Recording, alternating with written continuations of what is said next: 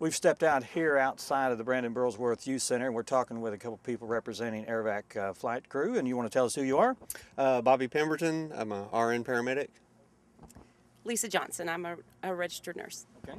And actually, it's a three-person crew. Is that right? Yes, sir. Where's the pilot? Did he hide from us? Greg Lewis. Yeah, we had to track him down from time to time. He's on the phone trying to get permission for this interview, and that's okay. You'll either see it. If you see it, then we got permission. If you're not, then we didn't get permission. But tell us kind of what you guys do. Well, we are an air ambulance service, just like any other 911 service. We just provide critical care transport in a rapid manner. Mm-hmm. We do transfers from the hospital. We also do flights on scene for folks, car wrecks and things like that. A big question on an overcast day like today, and I'm really surprised that you flew in this weather. What determines that? And we probably could ask the pilot, but Lisa, you could probably tell us. Sure, the level of the ceilings, how low the clouds are, and right now, what did we hear on the way over? We've got 2,700 feet, mm-hmm. and we have limits. If it's below 2,000 feet, we can't fly in it. So it's not if it's raining. If it's raining, that's fine. It depends on how low the clouds are, and it's visibility. It's about visibility. So weather changes constantly in the Ozarks, as we all know. So what if the ceiling drops while you're here? We'll stay here. We stay here. Find some popcorn and enjoy ourselves for a little bit until we can get out of here. Sometimes that happens. We'll pick up a patient and fly to a hospital, and we know we can get there, but we know the weather's going to change and we're not going to be able to get back. We'll still fly them. We just stay there until we're able to fly again, even if it's the next day before we can come home. We'll still take the patient. Now we've got a base here in Harrison. Yes, sir. And we're based just north of town, about just north of Ridgeway. And actually, Air Evac, the corporation itself, there's 98 bases now in 14 states. Mm-hmm. It's the largest independently owned air ambulance company in the United States. And if this crew here is busy, how's this area being covered?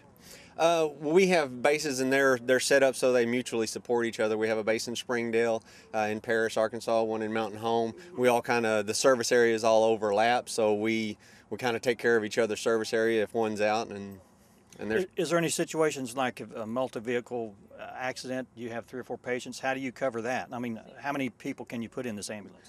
We carry one patient, but usually if we're carrying a patient, that's all you need to be dealing with just because of the critical care aspect of it.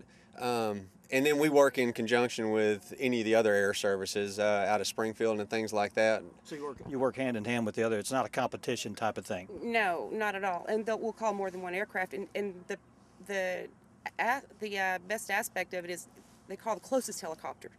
It's not whether it's us or St. John's Lifeline, whoever's closest can get there. And if it's a multi-car accident, more than one victim, they call more than one helicopter. And we work together to make sure we don't land too close, things like that. Well, we're glad you're here. Glad you had the availability to come today without any kind of accidents to go to, and I hope people come out and check you out. We're in service right now, so if something goes, we're... Okay. Well, we're going to turn it back, take a commercial break right now, but if you're interested in becoming a member of Air Evac, the number's on the screen. You can contact them, and they'll be glad to set you up for a yearly membership. We're continuing our coverage here at the Ozarks Business Expo, and we're talking with Jonathan Smith. And Jonathan Smith, Heating and Cooling? Yes, sir. Jonathan Smith and Associates, Heating, Cooling, and Electrical. How are y'all doing today? We are doing just fine, and we want to talk about something maybe new that you're doing this year. We talked to you last year, and I think we talked a little bit about heat pumps and different things like that. But what's new this year? Well, this year I've had many people ask me about the geothermal heat pumps, which are the world's most efficient air conditioning. I am the only certified geothermal contractor in the Harrison area.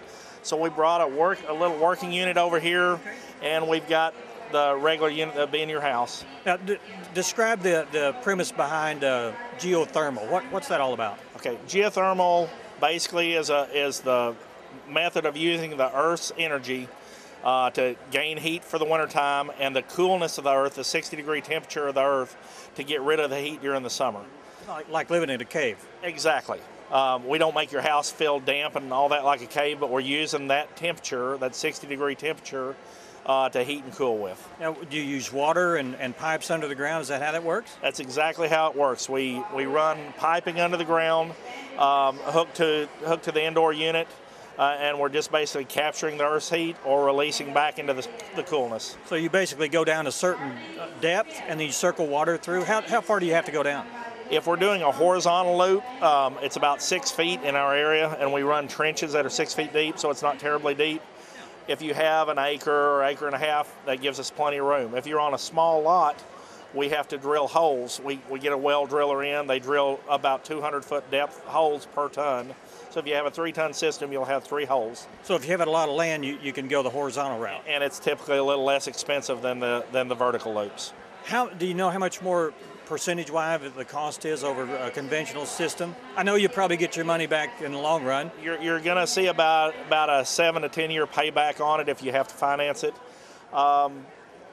A typical heating and air conditioning system, a high-efficiency 18-SEER system with ductwork can cost you anywhere from $12,000 to $15,000. This can cost you $15,000 to $20,000. Okay.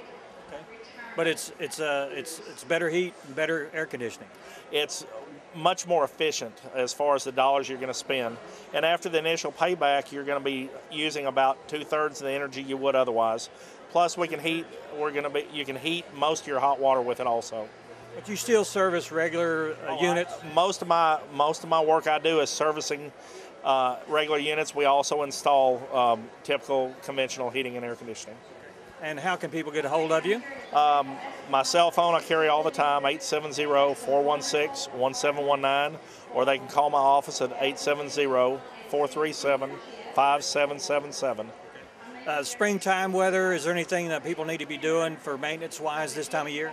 I recommend starting this month if it gets really hot, but typically we start in April doing spring checkups, which means going through the outside unit and the indoor unit, make sure they're clean, the motors are oiled, we've got the proper amount of refrigerant in them, make sure all the components electrically are right, just basically a thorough checkup.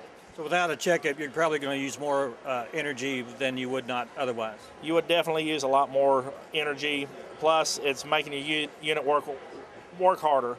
I guess the example I'd give is if you don't change the oil in your car, eventually that motor's going to go out. Same thing on your air conditioning. It needs regular maintenance. Spring's around the corner. Actually, it's already here. And if you need some more information about that, a phone number once again. 870-416-1719.